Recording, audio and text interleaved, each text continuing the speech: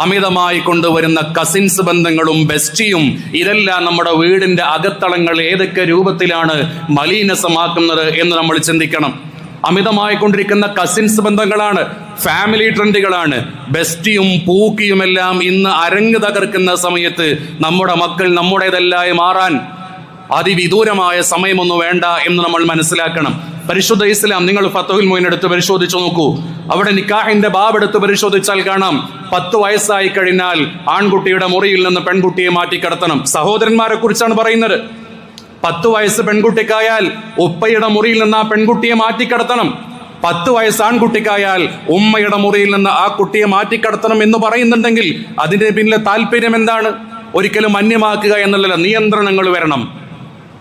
എല്ലായ്പ്പോഴും close relation എന്നതിന്റെ അപ്പുറത്തേക്ക് നിയന്ത്രണങ്ങൾ വരണം.